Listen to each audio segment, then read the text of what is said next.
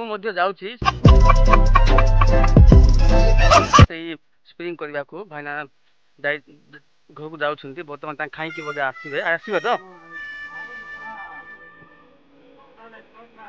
ଦେଖନ୍ତୁ ଭାଇମାନେ, ସକାଳ 6ଟାରୁ ଆସିକି ବର୍ତ୍ତମାନ ପର୍ଯ୍ୟନ୍ତ ତାଙ୍କେ ସ୍ପ୍ରିଙ୍ଗ କରୁଛନ୍ତି। ଆଉ ଏହିପରି ଭାବରେ ମୁଁ ମଧ୍ୟ ସ୍ପ୍ରିଙ୍ଗ କରିବି। मारो हमको जिंदा मत छोड़ो साथ। ତ ହେଲୋ ସାଙ୍ଗମାନେ, ଆଉ ଗୋଟେ ଭିଡ଼ିଓ ଆପଣଙ୍କୁ ସ୍ୱାଗତ କରୁଛି। जय हिंद दोस्तों। ସାଙ୍ଗମାନେ, ଆମେ ଦେଖିବା ଗରିବ ପିଲାମାନେ, ଗାଉଁଲିଆ ପିଲାମାନେ, ତ ଆମେ ଚାଷବାସ ନ କଲେ କାମ ଚଳିବନି। ଦେଖିପାରୁଥିବେ ଏଇଟା କ'ଣ କୁହନ୍ତି, ଆଉ ଏଇଟା ସ୍ପ୍ରିଙ୍ଗ ଦବୁ, ଯୋଉଟା କପା, ଧାନ ଏବଂ ବିଭିନ୍ନ ପ୍ରକାର ସ୍ପ୍ରିଙ୍ଗ କରାଯାଏ। ତ ସାଙ୍ଗମାନେ, ଆମେ ବାହାରକୁ ଯାଇକି ପାଠ ପଢ଼ିକି ଯେତେ ଯାହା କଲେ ମଧ୍ୟ ଗାଁର ସେଇ ଚାଷବାସ, ଗାଁର ସେଇ ଯୋଉ ଅମଳ ଉତ୍ପନ୍ନ, ସେଇଟାকে ଭୁଲି ହୁଏନି। खत्म। ଦେଖିପାରୁଥିବେ ମୁଁ ମଧ୍ୟ ଯାଉଛି, ଆମ ଗାଁରେ ଆମର ଜମି ଅଛି ଯୋଉଟାକି କପା ଲଗେଇଛୁ। ବେଶୀ ସ୍ପ୍ରିଙ୍ଗ କରିକି ସେଠି କପା ଲଗେଇବୁ। ତ ସାଙ୍ଗମାନେ, ଆପଣମାନେ ଦେଖିପାରୁଥିବେ ମୁଁ ଯାଉଛି, ଆଉ ଦେଖେଇବି ଆପଣଙ୍କୁ ମୁଁ କି ସ୍ପ୍ରିଙ୍ଗ କରୁଛି।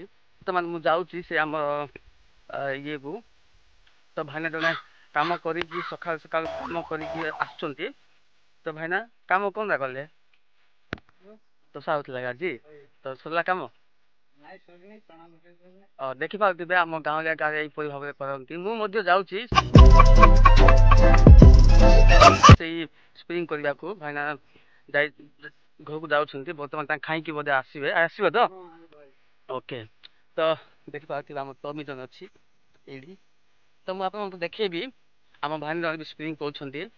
ଔଷଧ ଦେଇକି ତାଙ୍କେ ଇଏ କରୁଛନ୍ତି, ଏଇଠି କପା ଲଗାନ୍ତି ବୋଧେ ତାଙ୍କେ ମାନେ। ତ ଭାଇନା, ଏଇଟା କେତେବେଳେ ଆଇଲ? ଦେଖନ୍ତୁ ଭାଇମାନେ, ସକାଳ 6ଟାରୁ ଆସିକି ବର୍ତ୍ତମାନ ପର୍ଯ୍ୟନ୍ତ ତାଙ୍କେ ସ୍ପ୍ରିଙ୍ଗ କରୁଛନ୍ତି। ଆଉ ଏହିପରି ଭାବରେ ମୁଁ ମଧ୍ୟ ସ୍ପ୍ରିଙ୍ଗ କରିବି। मारो हमको जिंदा मत छोड़ो साथ। ତ ଦେଖିପାରୁଥିବେ ଏହିପରି ଭାବରେ ଏତେ ଘାସ, ଏଇଟା ସବୁ ଭାଇ ସ୍ପ୍ରିଙ୍ଗ କରାଯିବ। ଏଇଟା ସ୍ପ୍ରିଙ୍ଗ କରିକି ଏଥିରେ ଗଛ ବା କିଛି ଗୋଟେ କପା ଲଗାନ୍ତି। ତ ଦେଖିପାରୁଥିବେ ଏହିପରି ଅଛି। ଚାଲନ୍ତୁ ମୁଁ ଦେଖିବି। ଚାଲନ୍ତୁ ମା ସେଇ ଧାନ ବସ୍ତା ଖୋଲୁଛନ୍ତି। ତ ମୁଁ ବର୍ତ୍ତମାନ ପହଞ୍ଚିଗଲି ମା ପାଖକୁ। ତ ଚାଲ ଦେଖିବା ମାକୁ ଆମେ କହିଲୁ। ତ ଏଇ କାଦୁଅରେ ବର୍ତ୍ତମାନ ଆମେ ଧାନ ପକେଇବୁ, ଏଇଠି ପାଲା କରିକି ଯିବୁ। ତ ସାଙ୍ଗମାନେ ଦେଖିପାରୁଥିବେ ବର୍ତ୍ତମାନ ପାଣି ପୁରା ହେଲାଣି। ଏଇଠି ଔଷଧ କରାହେଇଛି, ଏଇଠି ପକା ହେଉଛି। ଦେଖିପାରୁଥିବେ ଏଇଠି ପାଣି ପକା ହେଉଛି, ଦେଖିପାରୁଥିବେ।